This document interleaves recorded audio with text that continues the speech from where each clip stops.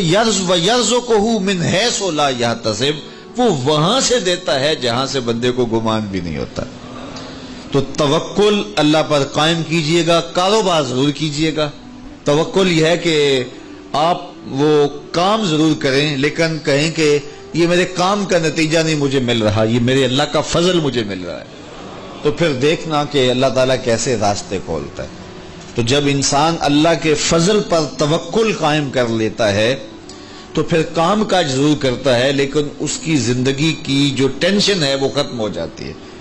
بندہ کہتا ہے کہ یہ ہے تو میں کرتا ہوں، تو یہ نہیں ہوگا تو یہ نہیں ہوگا، بس وہ جتنا کر سکتا ہے وہ کرے، باقی چھوڑ دے اس پہ، تو پھر وہ خزانہ غیب سے نصیب فرمائے گا۔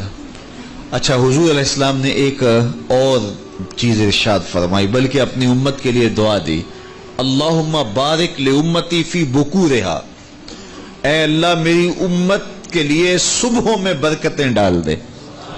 جو کام صبح کیے جاتے ہیں ان کاموں میں بڑی برکت ہے، جو کام جو ہے وہ دیر سے کیے جاتے ہیں، رات کو کیے جاتے ہیں، دوپہر کے بعد کیے جاتے ہیں، ان میں وہ برکات نہیں رکھی گئی جو حضور کی دعا سے صبح کے کاموں میں برکت رکھی گئی ہے۔ تو اس لیے آپ اپنے کام کاج میں جو ہے وہ صبح کو اس کا آغاز کیجئے، پھر دیکھنا کہ برکتوں کے قافلے کیسے اترتے ہیں، اس لیے کہ میرے حضور کی دعا کبھی مسترد نہیں ہوتی۔ اجابت کا صحرا، عنایت کا جوڑا، دلہن بن کے نکلی دعائے محمد صلی اللہ علیہ وسلم۔ اللہم بارک لامتی فی بکورہا، اے اللہ میری امت کی صبحوں میں برکتیں ڈال دے۔ تو جو کام صبح کے وقت کیے جاتے ہیں اس میں برکت رکھی گئی ہے۔ اگر آپ چاہتے ہیں کہ ہم آسودگی حاصل کریں تو پھر اپنے کاموں کا آغاز صبح سے کیجئے۔ اللہ اکبر، اس کی برکات آپ کو نصیب ہوگی۔ اور ایک اور بات ارشاد فرمایا کہ جو چاہتا ہے کہ اس کی عمر میں برکت ہو اور اس کے رزق میں برکت ہو، دو چیزیں جو چاہتا ہے، جو یہ چاہے کہ اس کے رزق میں اور اس کی عمر میں برکت ہو، اور یہ ہر بندہ چاہتا ہے، تو میرے حضور نے فرمایا کہ وہ اپنے رشتہ داروں کے ساتھ سلوک اچھا کرے، صلہ رحمی کرے۔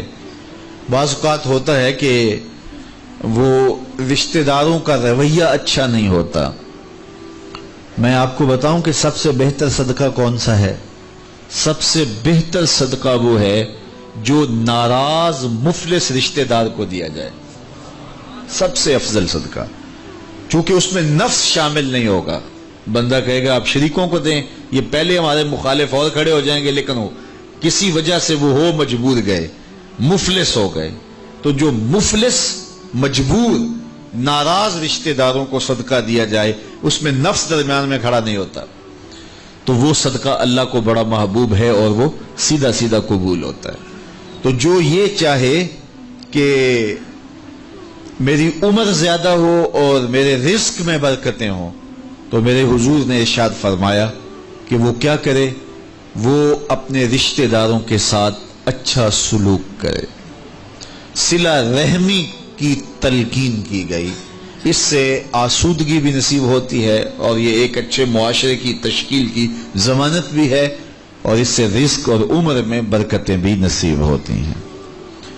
اچھے اور صالح رزق کے لیے میں نے کل بھی ایک روایت آپ کے سامنے پیش کی تھی، وہ بھی علماء نے لکھی کہ دو بھائی تھے، ایک کام کاج کرتا تھا، دوسرا حضور کے پاس بیٹھا رہتا تھا۔ تو اس نے آ کے شکایت کی کہ حضور یہ میرا بھائی ہے، یہ میرے ساتھ کوئی مدد ہی نہیں کرتا، یہ آپ کے پاس ہی بیٹھا رہتا ہے۔ تو حضور نے فرمایا کہ شاید اللہ اس کے صدقے سے تجھے رزق دیتا ہو۔ تو جو دین کے لیے بھائی لگ جائیں، رشتہ داروں میں، اعزاء و اقربا میں، یا ویسے ہی طلباء کے لیے آپ اگر شامل ہو جائیں تو پھر وہ آپ کے کاروبار میں، رزق میں برکت کا سبب و ذریعہ ہو جائے گا۔ ایک اور چیز حضور نے فرمائی، حل تنصرون و ترزقون الا بدعفائکم، فرمایا تمہیں جو رزق دیا جاتا ہے اور بعض امور میں تمہاری مدد کی جاتی ہے، اور مشکل حالات ہوتے ہیں، حالات ٹال دیے جاتے ہیں، میرے حضور نے فرمایا تمہیں پتہ ہے وہ ایسا کیوں ہوتا ہے؟ حل تنصرونا و ترزقونا، تمہیں جو رزق بھی دیا جاتا ہے. بعض اوقات ایسا ہوتا ہے ایک بندہ بڑی محنت کرتا ہے نتائج نہیں ملتے، ایک بندے کی تھوڑی محنت ہوتی ہے لیکن دروازے کھلتے چلے جاتے ہیں، مشکل میں پھنس جاتا ہے، کوئی ایسا سبب لگ جاتا ہے کہ راستے کھل جاتے ہیں. تو بندہ کہتا ہے کہ پتہ نہیں یہ کیا ہوا. تو حضور نے فرمایا کیا جانتے ہو حل تنصرونا و ترزقونا، تمہاری یہ جو مدد ہوئی اور تمہیں جو رزق کی کشادگی عطا کر دی گئی یہ کیوں ہوئی ہے پتہ ہے؟ الا بدعفائکم، کہا تم معاشرے کے جن کمزور لوگوں کی مدد کی ہے یہ ان کی دعاؤں کا نتیجہ ہے. اپاہج، کمزور، لاچار، اراملہ، یتامہ، مساکین. یار جب کوئی شخص کسی یتیم کی مدد کرتا ہے اور ان کے گھر میں چولہا جلتا ہے تو عرش کا رب کتنا راضی ہوتا ہے. جب کوئی دکھیے کے کام آتا ہے اور اس کی اعانت کرتا ہے تو پھر وہ راضی ہو جاتے ہیں. غریب پھنسے ہوئے ماں باپ، گھر بیٹی جوان ہو رہی ہے اور بڑھاپے کی طرف اس کا رخ ہو رہا ہے اور ان کے پاس ہمت نہیں ہے کہ ان بیٹی کو اٹھا سکیں، تو کوئی صاحب ثروت چپکے میں جا کے ان کی مدد کر دیتا ہے کہ تیری بیٹی میری بیٹی ہے اور اس کو تو نے گھر کی دہلیز سے اٹھانا ہے. تو پھر وہ ایک دم خوش ہو جاتا ہے اور آسودہ ہو کے اس کا انتظام کرتا ہے اس کی شادی کا. تو کوئی جانتا ہے کہ اس بوڑھے ماں باپ کے دل سے کتنی دعائیں نکلتی ہیں اور اس جو ہے وہ بیٹی کے دل سے کتنی تمنائیں اور کتنی جو ہے وہ نیک جذبات ان اشخاص کے لیے ہوتے ہیں جو ان کی مدد کے لیے کھڑے ہوئے. تو کوئی اس کا وزن ہے؟ کوئی وزن نہیں کر سکتا کہ اللہ تعالیٰ اس کی برکت کتنی عطا کرتا ہے. تو میرے حضور نے ارشاد فرمایا تمہیں جو رزق دیا جاتا ہے، مصائب سے تمہیں بچا لیا جاتا ہے، آتی آتی تکلیف ٹل جاتی ہے، تمہاری نصرت دشمن کے مقابلے میں ہوتی ہے، حاسدین کے مقابلے میں تم کھڑے ہو جاتے ہو. فرمایا تمہیں پتہ ہے یہ تمہیں کیوں ایسا ہوتا ہے؟ فرمایا الا بدعفائکم، جو تمہارے معاشرے کے کمزور لوگ ہیں جن کی تم نے مدد کی، فرمایا یہ ان کی دعاؤں کا نتیجہ ہوتا ہے.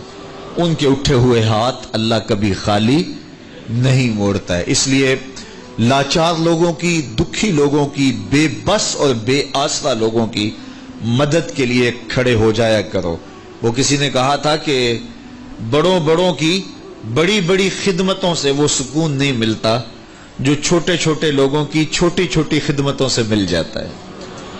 بڑوں کی بڑی خدمتیں بھی کریں تو وہ راضی نہیں ہوتے، لیکن چھوٹوں کی چھوٹی چھوٹی خدمتیں، یار غریب کو تو پیار سے کھڑا کر کے اس کے پشت پہ شفقت کا ہاتھ پھیر دیں تو وہ سارا دن خوشی سے گزار دیتا ہے کہ آج جو ہے وہ فلاں صاحب نے مجھے تکریم دی ہے، مجھے عزت دی ہے. تو میرے حضور نے فرمایا کہ تمہاری جو مدد ہوتی ہے اور رزق دیا جاتا ہے یہ تمہارے کمزوروں کی وجہ سے اللہ تعالیٰ تمہارے اوپر کرم فرماتا ہے.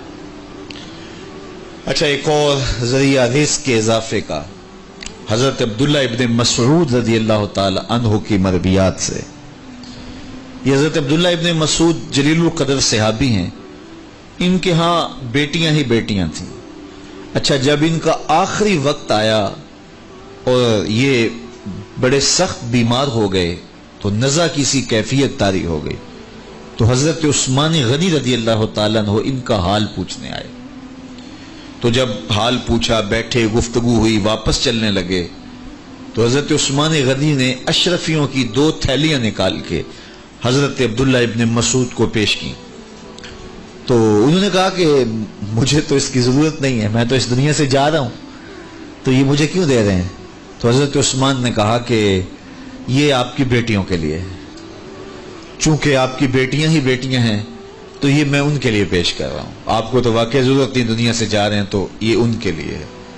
تو حضرت عبداللہ ابن مسعود نے پھر تھیلیاں موڑتے ہوئے کہا کہ میری بیٹیوں کو اس کی ضرورت نہیں ہے، اس لیے کہ میرے حضور نے فرمایا تھا کہ جس کے پاس سورہ واقعہ ہو اس کو غربت تنگ نہیں کر سکتی. تو میری بیٹیاں رات کو سونے سے قبل 1 مرتبہ سورہ واقعہ ضرور پڑھتی ہیں، اس لیے تم میری بیٹیوں کے بارے پریشان نہیں ہونا، اللہ کے فضل سے انہیں غربت تنگ نہیں کرے گی، ان کے پاس سورہ واقعہ جو موجود ہے. تو یہ کسی ایسے ضرورت مند کو دو جس کے پاس سورہ واقعہ نہیں ہے. تو سورہ واقعہ کی تلاوت یقیناً رزق کی فراوانیاں اور رزق کی برکتیں حاصل کرنے کا ایک ذریعہ ہے، اور دروازے کھل جاتے ہیں اگر سورہ واقعہ کی تلاوت تسلسل کے ساتھ کی جائے۔ اس لیے اپنے معمولات میں سورہ واقعہ کو شامل کر لیجئے گا، اس کی برکات سے انشاءاللہ رزق کی فراوانیاں نصیب ہوتی ہیں۔ ایک اور ذریعہ رزق کا، اور یہ بہت آسان، شکا رجل الی رسول اللہ دیک المعیشۃ والفقر، حضرت سہل بن سعد الساعدی رضی اللہ تعالی عنہ کی مرویات سے ہے۔ ایک شخص حضور کی خدمت میں حاضر ہوا اور اس نے کہا میں کثیر العیال ہوں، ذرائع آمدن بہت تھوڑے ہیں، میرے لیے کچھ ارشاد فرمائیے۔ بچے زیادہ ہیں، ذرائع آمدنی تھوڑے ہیں، تو میں مفلوق الحال ہوں۔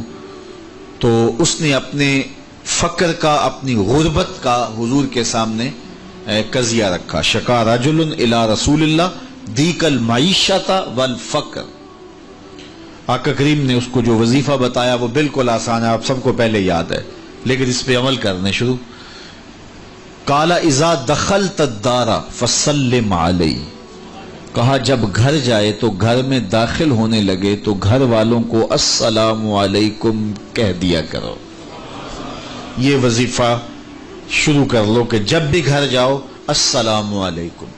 اس کے بعد ایک مرتبہ سورہ اخلاص پڑھ دیا کرو، قل هو اللہ احد۔ یہ وظیفہ فرمایا تم نے شروع کر دینا ہے، جب بھی گھر جاؤ السلام علیکم یہ کہہ کے داخل ہو، پھر اس کے بعد قل هو اللہ احد ایک مرتبہ سورہ اخلاص پڑھ دیا کرو۔ اور میرے آقا نے فرمایا کبھی ایسا ہو کہ تو گھر جائے، گھر موجود نہ ہو، اہل خانہ کہیں گئے ہوئے ہوں، تو فرمایا عمل نہیں چھوڑنا، فسلم علیہ، پھر تو مجھے سلام کہنا، پھر تو مجھے سلام کہہ دینا۔ وہ صحابی فرماتے ہیں کہ میں نے یہ عمل شروع کر لیا، جب گھر جاتا السلام علیکم، اس کے بعد سورہ اخلاص پڑھ دیتا، بیٹھنے سے پہلے پہلے یہ کام کرتا۔ اور کبھی ایسا ہوتا میں گھر نہ جاتا، گھر والے گھر نہ ہوتے، پھر تو مجھے چائے چڑھ جاتا، پھر میں حضور کو سلام کہتا۔ اللہ اکبر۔ حضرت ملا علی قاری نے شرح شفا میں لکھا ہے، جو حضرت قاضی ایاز مالکی اندلسی علیہ رحمہ نے لکھا ہے شفا میں، کہ جب گھروں کو جاؤ تو حضور کو سلام کرو، تو اس کی شرح میں لکھتے ہیں حضور کو سلام کیوں کرو، تو وہ کہتے ہیں لِأَنَّ رُوحَهُ علیہ السلام موجود فی بیوت المسلمین، اس لیے کہ حضور کی روح کا فیضان مومنین کے گھر میں موجود ہوتا ہے۔ اللہ اکبر۔ اس لیے حضور کو سلام کرو۔ وہ کہتا ہے جب کوئی نہ ہوتا میں حضور کو سلام کرتا۔ وہ اپنے نام لیواؤں کو تنہا چھوڑتے کب ہیں، جہاں ہم دم نہ ہو کوئی وہاں سرکار ہوتے ہیں۔ تو کہا اس کے بعد سورہ اخلاص پڑھ دیتا۔ یہی میرا عمل رہا۔ پھر اس کا فائدہ کیا ہوا؟ وظیفہ حضور نے بتایا تھا، اور جب بھی جاتا السلام علیکم سورہ اخلاص، کوئی نہیں ہے تو حضور کو سلام اور سورہ اخلاص۔ کہتے میں نے عمل شروع کر دیا، حتی افاد اللہ جیرانہ، اس عمل کی برکت سے میں نے تو امیر ہونا ہی ہونا تھا، میرے ہمسائے بھی امیر ہو گئے۔ ایسی برکتیں، ایسی رحمتیں اتری کہ میرے ہمسایوں کے ہاں بھی فراوانیوں اور برکتوں کا نزول ہونے لگا۔ اسی طرح رزق کی فراوانی کا ایک اور ذریعہ ہے، اور وہ یہ انفاق فی سبیل اللہ۔ جب اللہ کی راہ میں آپ خرچ کریں گے تو پھر اس سے رزق بڑھتا ہے، جبکہ ہماری عقل و خرد کے فیصلے یہ ہیں کہ مال میں سے کچھ نکالا جائے تو ہمارا ریاضی اور حساب یہی کہتا ہے کہ کچھ کم ہوتا ہے، ہمارے کیلکولیٹر کا نتیجہ بھی یہی ہے، ہمارا اکاؤنٹنٹ بھی یہی کہتا ہے کہ اتنے نکال دو گے تو باقی اتنے بچیں گے۔